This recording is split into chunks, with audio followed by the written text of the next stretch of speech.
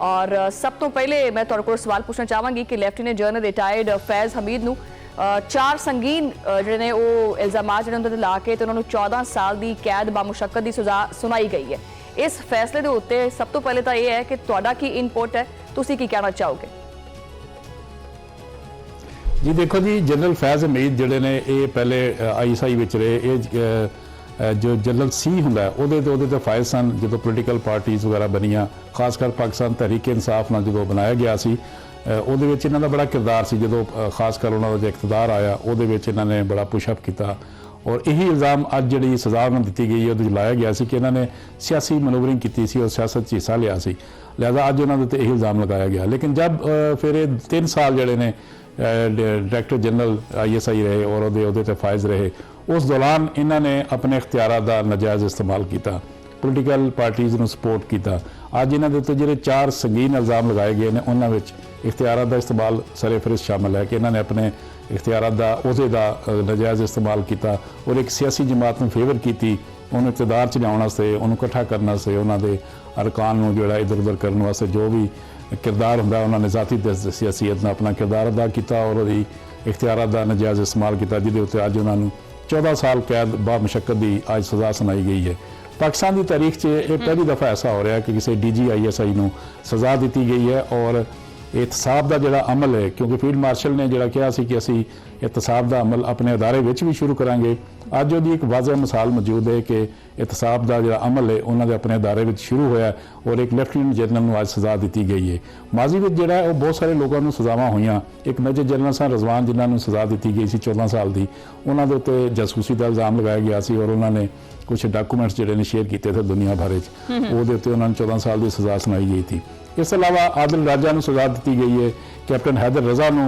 14 साल की सज़ा सुनाई गई है। इस अलावा ब्रिगेडियर मुस्तसर बिल्ला जिन्होंने बगावत का इल्ज़ाम से उन्होंने 14 साल की सज़ा सुनाई गई थी और जनरल जहीर इस्लाम सन जिन्होंने माजी में 7 साल की सज़ा सुनाई गई थी। ये सारे जो लोग ने ये सारे फौज के रहे, फौज के रहे। खालिद महमूद साहब, अगर आप स्पैसिफिकली जनरल फैज़ हमीद की गल करिए तो ये जोड़े इल्ज़ामात ने इन्हों साबित होने च वैसे जो ट्रायल होया उहदे विच कितना अरसा लग्या है कि उन्होंने तरफों भी कोई जोड़े गवाह पेश किए गए या नहीं पेश किए गए? जी देखो जी, 12 अगस्त 2024 में एक केस शुरू होया सी। ISPR की तरफों ऐलान किया गया सी कि जनरल फैज़ हमीद को गिरफ्तार कर लिया गया। उस तो बाद 12 अगस्त को केस शुरू होया, 15 माह तकरीबन लगे इस केस को सुनदे। ये दौरान जो जनरल फैज़ हमीद को पूरा मौका फराहम किया गया, उन्होंने वकील मौजूद सी, उन्होंने गवाहां की एक फरिस्त पेश की सी कि गवाह जोड़े ने मेरे नाल होंगे और गवाह मेरी पैरवी करेंगे केस के। उन्होंने गवाहां ने भी पूरा मौका दिता गया कि वो कोर्ट मार्शल के इन्हों की गवाह जोड़े पेश होए सन। लिहाजा 15 माह का एक पूरा एक दौर से पूरा चलिया। 15 माह के बाद अज इन्होंने सज़ा सुनाई गई है और ये जो 4 संगीन इल्ज़ाम लाए गए हैं उन्होंने जो 2 इंपोर्टेंट ने, वो एक तो सियासत है, दूसरा उन्होंने इख्तियारात का इस्तेमाल है, तीसरा उन्होंने सीक्रेट एक्ट की खिलाफ वर्जी भी इन्होंने उत्ते इल्ज़ाम लगाया कि इन्होंने सीक्रेट एक्ट की खिलाफ वर्जी की, अपने उहदे का गलत इस्तेमाल किया। लिहाजा नाल ISPR ने भी कहा कि इन्होंने पूरा मौका भी दिता गया, इन्होंने गवाह भी पेश होए, इन्हों का वकील भी पेश होया और उस बाद बड़ी तफसील के नाल 15 माह इन्हों की समात होंदी रही और इन्होंने पूरा मौका दिफा का दिता गया। जिस तरह एक मुलजम ने दिफा का आम अदालतों से दिता जाता, इसी तरह ही इस field court field marshal general की जी अदालत सी उहदे विच इन्होंने पूरा मौका दिता गया कि वो अपनी सफाई पेश कर सकन। हुण भी उन्होंने कोल मौका मौजूद है। अज जी उन्होंने सज़ा सुनाई गई है वो वाजे लिखा गया कि उन्होंने कोल अपील का ऑप्शन मौजूद है, वो किसी भी अदालत जा सकते हैं और इन्होंने कोल ऑप्शन मौजूद है कि हाई कोर्ट जा सकते हैं, हाई कोर्ट जाके अपना अपील कर सकते हैं, माफ़ी की अपील कर सकते हैं, सदर मुमलकत को कर सकते हैं, फील्ड मार्शल कर सकते हैं, बहुत सारे ऑप्शन इन्होंने कोल मौजूद हैं। लेकिन इब्तदाई तौर पर इन्होंने हाई कोर्ट जाना है और हाई कोर्ट में जाके ये भी तासुर फिर मतलब आ रहा है कि अगर देखा जाए कि हमेशा ऑपोजिशन भी तो बाकी आस पास की सियासी जमात और लोग आवाम भी रद्दमल देंगे है कि सिर्फ और सिर्फ इंतकामी कार्रवाई की जाती है, लेकिन अगर उन्होंने कोई अपील का हक हासिल है तो मतलब है कि ओपन एंड शट केस और बड़ी सफाफ और शाफाफ किस्म की तहकीकात हुई ने। जी देखो जी, क्योंकि जो फौज की तरफ ऐलान किया गया कि असी अपने अदारे खुद एहतसाबी का अमल जो शुरू कर रहे हैं। लिहाजा ये जो सारी सजावां दित्तियां गईयां ने पूरे शवाहद दे नाल दित्तियां गईयां ने और फिर ये दौरान भी जी इन्हों के उत्ते कोर्ट मार्शल की अदालत ने सजा सुनाई है उन्हें दौरान भी सारे जिन्हों के सबूत सन वो इन्हों के सामने रखे गए। इन्होंने जिस गवाह को कहा कि गवाह अदालत लियाओ वो गवाह अदालत पेश होए उन्होंने अपना बयान जारी किया। इन्हों के दो वकील सन वो भी अदालत पेश होंगे रहे और इन्होंने बकायदा समात हुई। उत्थे इन्होंने दिफा का पूरा मौका सी कि अपना दिफा करन अपनी बेगुनाही साबित करन लेकिन अपनी बेगुनाही साबित नहीं कर सके क्योंकि शवाहद मौजूद सन कि इन्होंने अपने इख्तियारात का नजायज़ इस्तेमाल किया।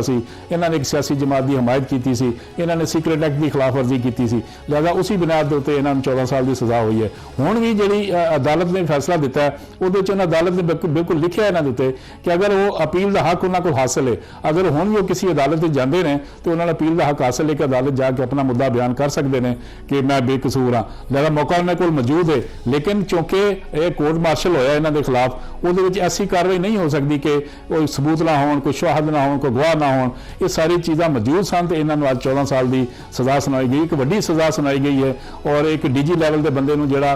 एक अदारे का सरबराह रहा होवे उन्होंने सजा अगर सुनाई गई है 14 साल की एक वड्डी सजा है। खालिद साहब जनरल फैज हमीद वालों अपनी सफाई विच भी कुछ आख्या गया होएगा ना उन्होंने अपनी सफाई च कोई सबूत पेश नहीं किए।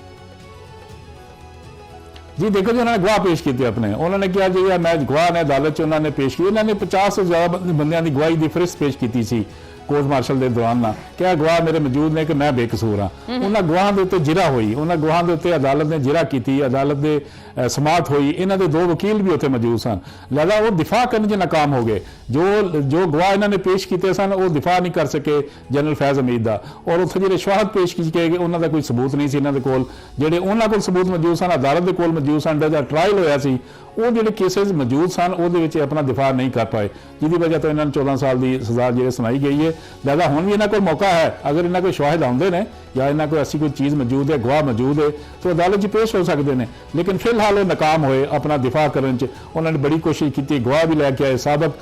जो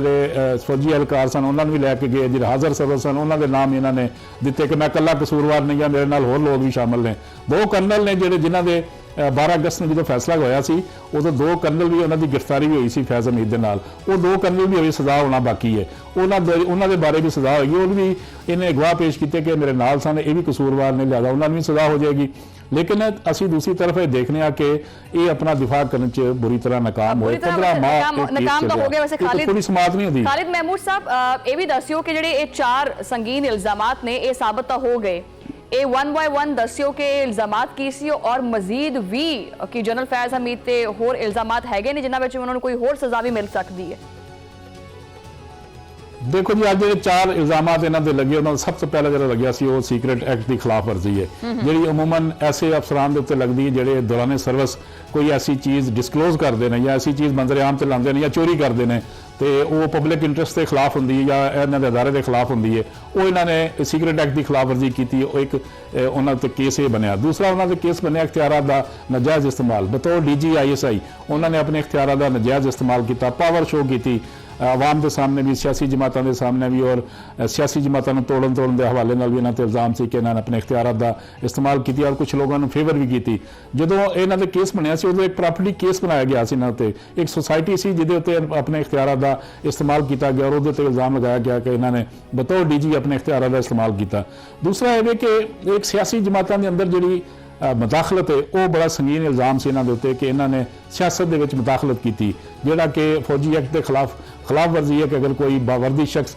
किसी सियासी जमात का हिस्सा बन जाता है या उसकी फेवर करता है तो उन्हें सजा दी जाती है। चौथा इन्हों को इल्जाम मिले कि इन्हों की वजह तो बहुत सारे लोगों को नुकसान पहुंचा और नुकसान के जिम्मेदार भी ये ने। 4 इल्जाम इन्हों पर लगाए गए हैं लेकिन सब तो वड्डी जी गल है हजे एक केस इन्हों के बाकी है जो 9 मई का केस है। उस केस के भी इन्हों के उत्ते ऐसे संगीन किस्म के इल्जाम ने कि इन्होंने जोड़ा